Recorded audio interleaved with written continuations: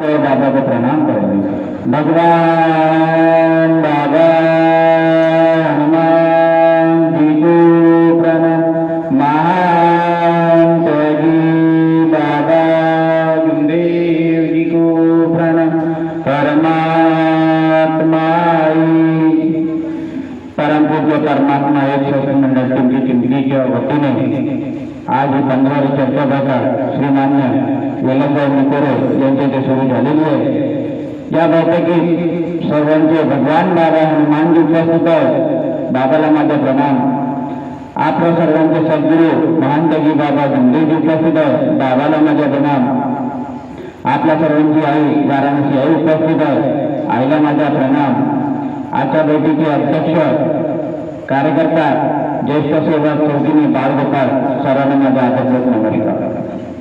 ही बैठक 4 तत्व 3 शब्द 5 नियम आणि शेवटावर घडलेला अनुभव यावर आधारित असतो। ह्या मार्गात जो येते ते दुःखीचे सुखी तर कोणी येत नाही। आला असेल तरी आपल्या कर्माने। मी पण या मार्गात दुःखीत आलो आणि बाबांनी जे तत्व शब्द नियम दिले त्या प्रकार त्या नियमाच्या आधारे चालण्याचा कोशिश केलं आणि भगवंतांनी दुःख दूर केले। काही आपल्या कर्मामुळे काही दुःख आहे तेही बाबा नष्ट करतील। माझ्या बाबावर माझ्या पुरा अंतकरणापासून विश्वास आहे। आता नुकतेच आपल्याला आपल्या शेवटांचं जेव्हा आपण या मार्गात येतो जो पहिला दिवस असतो तो आपल्यासाठी खूप दुःखाचा आणि रडण्याचा असतो। तेव्हा आपल्याला एक सेवक या मार्गाची रूपरेषा सांगते आणि आपल्या कार्यकर्त्याकडे त्यांना घेऊन जाते। कार्यकर्ता जो शब्द देतात त्या शब्दावर भगवंत आपल्याकडे उपस्थित होते आणि मानतो की बाबा जिंदगी उपस्थित होते आणि जे शब्द म्हणतात शब्दावर आपले दुःख दूर होतात। म्हणून शेवटांना विनंती आहे आणि मी पण की जो पहिला दिवस आहे तो दिवस कोणी विसरा नाही। कारण की तो दिवस अगर विसरला तर आपण ह्या मार्गात अंतकरणापासून जे मरतो ते आपण ह्या मार्गात अगर विसरलो तर जिवंत झालो आणि आपल्या मनमानीमुळे आपण चालतो आणि 4 तत्व 3 शब्द 5 मनाला तोडतो आणि आपल्या कर्माने चुकलो आणि दुःखाचे पात्र बनतो। म्हणून पहिला जो दिवस दिला त्या दिवसाची आठवण सर्वांनी ठेवली पाहिजे। बघा एक अनुभव सांगतो। गर्विष्ठ जे मनाला आपण म्हणतो ते किती बेकार असते। केशवजी चौधरी मार्गदर्शक आहे चंद्रपूरचे आणि हा अनुभव आहे आपला राजेशांती चव्हाण जे राहणारा MP गोपालगंज या ठिकाणचे आहे। तेव्हा जेव्हा लहानपणी असताना मार्गात नव्हता लहानपणी असताना तो असा वैद्वानाच्या याच्यात फसला गेला आणि तिथे त्यांनी वैद्वानी पूर्ण शिकली। शिकल्यानंतर मी पण ऐकलेलं मी तुम्हाला सांगून राहिलो। वैद्वानी शिकल्यानंतर त्यांनी 40 प्रकारची विद्या त्यांनी आत्मसात केली प्राप्त केली। त्याच्यात सर्व आलं वशीकरण हे जे काही येत असेल ते सर्व विद्या शिकली आणि जेव्हा तो त्या विद्येचा वापर सर्वांच्या चांगल्यासाठीच करत होता। असे करता करता त्याचं लग्न झाला। लग्नानंतर 3 पोरी झाली। पोरी झाल्यानंतर पण लोकांचं चांगलं करायचं पण काही कारणास्तव जे जिथे काम करत होता त्या मालकाने सावनेरला शेती घेतली होती। सावनेरजवळ तिथे त्याला चौकीदारीचं काम करत होता त्याकरिता इथे आला। इथे लोकांना माहीत पडलं की हा चांगला करते। कोणाला तुटका लागला असेल किंवा जादू टोना जे काही लागलं आहे लोक त्याच्याकडे जात होते। जात गेल्यानंतर त्याला निंबू वगैरे ते बांधतात हातातला गांधरे बिल्ला वगैरे जे काही ते देत होते आणि त्याच्याने त्याची तब्येत बरी होत होती। असे करता करता त्याला तिथेही भरपूर लोक ओळखायला लागले। त्यानंतर त्याच्यात मालकाने समोर एक खेती घेतली कुठेतरी सावनेरच्या साईडला कोणतरी गाव आहे तिथे गेला। तिथं पुरं जंगल होतं। त्या जंगलामध्ये पण तो अखाट होता। त्याला असं वाटलं मेरा क्या कोई बिगाड़ लेंगे पण असं तो वस्तूचं चांगलं करत होता। पण असाच एक जाणताने त्याच्या पत्नीवर वार केला। त्याच्या पत्नीवर वार झाला आणि तो हळूहळू वाढत गेला। वाढल्यानंतर तिला खूनची उलटी झाली पण त्याला असा वाटला कि मेरा कौन क्या बिगाड़ लेगा, मेरे पास तो ऐसी ऐसी विद्या है कि मैं सब कुछ कर सकता हूँ. पण त्याला हे लक्षात नव्हतं की त्याच्या पत्नीवर बी बाहेरच्या भूत बाधा झालेली आहे. त्याला असं काही वाटलं नाही. लोकांचा चांगला करत होता पण घरच्या त्याला लक्ष नव्हतं. असे करता करता काही दिवस निघून गेले. पुढच्या उलट्या दवाखाने, साधे दवाखाने सर्व केले पण काही तो बसायचं नाव नाही, कारण की ते बाहेरच्या भूत बाधा होती. मग कोणीतरी सांगितलं तू एक काम कर म्हणे, नागपूरला एक दवाखाना आहे म्हणे, त्या दवाखाना मोठा दवाखाना तू याला भरती कर की ते काहीतरी निवारण होईल. पण त्या दवाखान्यातून ते ऍडमिट झाले. ऍडमिट झाल्यानंतर काही 15-20 दिवस काही राहिले पण ते काही सुधारलं आणि ते बाई मृत्युमुखी पडले. मृत्यू झाल्यानंतर डॉक्टरने सांगितलं की तुमची बायको गेली. ते म्हणे असं कसं झालं. नाही म्हणे तुम्ही हिला घेऊन जा म्हणे.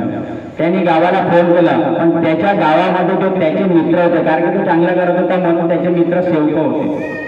सेवक असल्यामुळे तो आपल्या सेवकाला फोन केला की भाई बोले ऐसा ऐसा हो गया है, तो गाडी लेके आ. बोले मग ठीक आहे म्हणे, मी येतो म्हणे गाडी घेऊन, तुम्ही चिंता करू नका, मी पोहोचतो म्हणे. त्यांनी गाडी काढला, गाडी घेऊन गेला आणि त्या बॉडीला गाडीमध्ये टाकल्यानंतर सावण्या ठिकाणी जिथे राहत होते ते तिथे आणलं आणि घरी ठेवलं. घरी ठेवल्यानंतर तिचे पोरं बारा सर्व रडायला लागले आणि तो सेवक जशी जशी गावचे लोक यायला पाहायला येत होते, पाहिल्यानंतर घरी जात होते. मग रात्र झाली तो सेवक म्हणते अच्छा मैं भी चलता होते, अभी मी जातो म्हणते. आता मी सकाळी हिच्या जे काही या माहितीला लागणारे जेवढे सामान आहे, गाडी वगैरे घाटावर सर्व मी जमवतो म्हणते आणि लवकर येतो म्हणते उद्या सकाळी. बरं ठीक आहे म्हणते. तो गेल्यावर तो विचार करते की मी एवढा पावर, माझ्याकडे 40 प्रकारची विद्या आहे, मी कुणालाही मारत होतो, मारासाठी मी मागे नाही हटू शकत. पण लोकांनी चांगलं केलं. कुठं सोनं काढलं, लोकांचं सोनं काढून दिलं. मी एवढं चांगलं केलं पण असं काय झालं. त्यांनी काय लक्षात, कुठं तरी माझी गलती झाली नाही. तर मग तो असा गलती त्याला लक्षात आली नाही. पण म्हणे जो सेवक आहे म्हणे तो फार वेळेस बोलते म्हणे. माझी पत्नी जेव्हा दवाखान्यात होती तेव्हाही तो म्हटलं म्हणे की तू सब छोड़ दे, तेरे पास जो भी विद्या है सब छोड़ दे, तू इस मार्ग में आ जा मेरे पापा को. तो ऐसा बोल रहा था, बोले असा म्हणत होता म्हणे. त्याच्यात काहीतरी नाही म्हणे. आता माझी पत्नी गेली म्हणे पण माझ्या 3 पोरी आहे, त्यांचं जीवन चांगलं बनलं पाहिजे. तेव्हा तो मनात म्हणते कि बाबा मैं इस मार्ग में, मेरी पत्नी तो मर चुकी है लेकिन मेरे बच्चों के लिए, माझ्या पोरा बारासाठी मी ह्या मार्गात येईल. तर असे शब्द काढले आणि आता काही होऊन जाईल म्हणे. कोणी काही आहे, माझी विद्या सर्व मी नष्ट करतो आणि ह्या मार्गात येतो. भगवंतानी हे शब्द पकडले. मार्गात येतो म्हटलं त्यांनी. तर तिकडे पोरगी म्हणते की बाबा आई हात हलवत आहे. मेलेली बाई तिथून आणलं. आज 2-3 घंटे होतात आणि रात्र झाली. सर्व विधी तयार व्हायला लागले होते. त्या सेवकाने म्हटलं की मी उद्या सर्व तयारी करतो. पण रात्री बाहेरगाव ते एमपीतले असल्यामुळे त्या दिवशी मयत नाही झाली, दुसऱ्या दिवशी ठेवण्यात आली. तर बोले मग पुरा अरेंजमेंट करून देईन म्हणे मी. तर पोरगी म्हणतो बाबा आई हात हलवत आहे. त्याला वाटलं की ही पोरगी वाईनमध्ये आली असेल, म्हणे मेलेली बाई कशी जिवंत होणार. तर तो सेवक तो सोडून देतो. तो सेवकाला अजून फोन करते. अरे म्हणते तू येते का म्हणे इकडे. अरे बाबा मी तुला म्हटलं ना म्हणे की मी उद्या सगळं तुझं अरेंजमेंट करून देतो आणि तू चिंता करू नको. तर मग दुसरी पोरगी म्हणते की बाबा आई हात हलवत आहे दुसरा पण. तेव्हा तो आता एक पोरगी म्हटलं, दुसरी म्हटली, तेव्हा तो जाते. गेल्यानंतर पाहिलं तर ते डोळे उघडले. डोळे उघडल्यानंतर ते म्हणते मला थोडं उठून बसा, हा परमेश्वराची कृपा. उठून बसा म्हणते. ते बसते. थोड्या वेळांना विचारते तुम्ही जेवण केलं का, कारण तिला भानचं काहीच नसते. तुम्ही जेवण केलं का. नाही म्हणते. हो आई म्हणते आम्ही जेवण केलं म्हणते. तर म्हणते एक काम कर, जेवण आण म्हणते, मला भूक लागलेली आहे. जे बाई 4 महिना झालता तेव्हापासून ते जेवलेली नव्हती, बेड रेस्ट होता. तिला उठणं नव्हतं, बसणं नाही, काही नाही, सर्व बेडवर होत होतं. ते बाई उभी टेकून बसली आणि म्हणते मला जेवण द्या. जेवण आणि चाय पण पिन म्हणते. तिने जेवण केलं, चाय पिलं, तो सेवक तो जो जाणता असते तो विचार करत बसते की असं काय झालं, चमत्कार असं कसं झालं. तो सेवकाला फोन करते. तो सेवक म्हणते अरे मागितले तेरे को बोला ना बोले तीसरी बार कि मैं चला रहा हूँ, लकड़ी उकड़ी सब जमा दे रहा हूँ. अरे दादा म्हणते तू थोडं घरी ये. तर मी नाही म्हणते, मी दुसऱ्या सेवकाला पाठवतो म्हणते. तो दुसऱ्या सेवकाला पाठवतोय. तो म्हणते ज्याच्या घराजवळ पोहोचते त्याला म्हणते त्या भाऊचा फोन आला होता म्हणते सेवक भाऊचा, त्यांनी म्हटलं म्हणते मला काडी वगैरे मी उद्या जमून देतो दादा म्हणते, दावडा फोन नको करू. अरे भाऊ म्हणते काढायची गरज नाही आहे, तो बस म्हणते तो उठून बसली आहे म्हणते. असं कसं झालं म्हणते. तो सेवक त्याला फोन केला तर बोले जाने वाला कधी आता नाही, लेकिन आपल्या पोरीच्या जीवनासाठी मार्गात ते असे शब्द वापरतो. पण तो म्हणते असं कसं झालं. तो फिर म्हणते त्या सेवकाला मैंने सेवक भाव को बोला था कि मुझे इस मार्ग में आना है. तू बोले अब सब छोड़, सुबह जल्दी तू घर पे ना धोके आंघोळ उंघोळ करून लवकर ये म्हणते, मला हा मार्ग घ्यायचा आहे आणि किती रुपयाच्या भट्टे सांग म्हणते, मी रात्री कोणत्याही हालतीत पैसे जमवतो आणि मला तो मार्ग घ्यायचा आहे म्हणते. तो म्हणते हा मार्गात पैसे वगैरे लागत नाही म्हणते, तू म्हणते बाहेर बोलतात ते, घरी काही बोलत नाही. ठीक आहे म्हणजे मी सकाळी येतो. तो सेवक जाते. सेवक गेल्यानंतर ते सेवकीने सकाळी 4 वाजता उठते, आंघोळ उंघोळ पूर्ण करून तयार होते आणि यांना उठवते. उठाना म्हणते लवकर, तिला काही माहीतच नाही राहत. उठाना म्हणते, तिथे काय झालं, उठाना म्हणते लवकर लवकर आंघोळ करा म्हणते, आपल्याला मार्ग घ्यायला जायचे म्हणते. बाप परमेश्वराची कृपा. तिला तिच्यासमोर काही गोष्ट होत नाही काय नाही, पण सकाळी उठते सेवके, आंघोळ वगैरे बिलकुल सर्व गोष्टीला सुधरून जाते. सुधारल्यानंतर आंघोळ वगैरे करते, यांना उठवते. तो विचार करते का मी तर हिला कोणाला पोरांना सांगितलं ना पोरींना सांगितलं ना आईला सांगितलं, हिला कसं माहिती. परमेश्वराची कृपा. ते जाते, सर्व आंघोळी करते आणि चंद्रापूरला केशवजी चौधरी कार्यकर्ता आहे त्यांच्याकडे जाते, त्यांना कार्य सांगते. पण त्यांना सांगते की काकाजी मी हा मार्गात येतो, पण मी खूप मोठा जाणता आहे, माझ्याकडे एवढी शक्ती आहे की मी कोणालाही जिवंत मारू शकतो. पण मी तसं केलं नाही. आता चांगलं केलं का वाईट केलं ते सांगितलं नाही त्यांनी. पण म्हणे कसं करायचं बापू म्हणे हा मार्गात यायचं आहे, तर तुला जेवढे तुझे वाईट जे तुझ्याकडे शक्ती आहे ती शक्तीला विसर्जन करावं लागेल. काकाजी ठीक आहे म्हणते, मला माझी पत्नी ह्या मार्गात फक्त एक शब्द वापरला रात्री की मी ह्या मार्गात येईल, माझी पत्नी जिवंत झाली. इतनी बड़ी शक्ती मेरे पास भी नहीं है बोलते. इतनी बड़ी शक्ती बाबाने खडी के त्याला 3 दिवसाचे कार्य देते आणि साफसफाई करायला लावते. पण नंतर 3 दिवसाचे कार्य झाल्यानंतर ही शक्ती तुला कशी मिटवायची काय आहे ते तुला माहिती आहे म्हणते. तर तो ठीक आहे म्हणते. तो जाते, 3 दिवसाचे कार्य समाप्त होते. 4था दिवस जेव्हा राहते तो जाते कनान नदीला, तर सेवक भाऊला घेऊन जाते. चाल म्हणते माझ्यासोबत ही शक्ती आपल्याला विसर्जित करायची आहे जे विद्या आहे. तो 40 असे ते पाळसाचे काहीतरी पानं तोडते आणि त्याच्यावर एक गोटा ठेवते. गोट्यावर तो मंत्र म्हणत जाते आणि एक नदीमध्ये सोडत जाते. असे करता करता तो 39 पूर्ण सोडते आणि 40 तेही सोडते, तर ते 40 फूट उभतच नाही. एवढे आप कैसा करू, 40वी शक्ती जान हो रही है. तो अजून मंत्र म्हणते आणि अजून सोडते, तरी पण ती शक्ती जातच नाही. तू जेव्हा मला प्राप्त केलं म्हणते, तू आज भले सोडून राहिला पण मी तुला सोडणार नाही.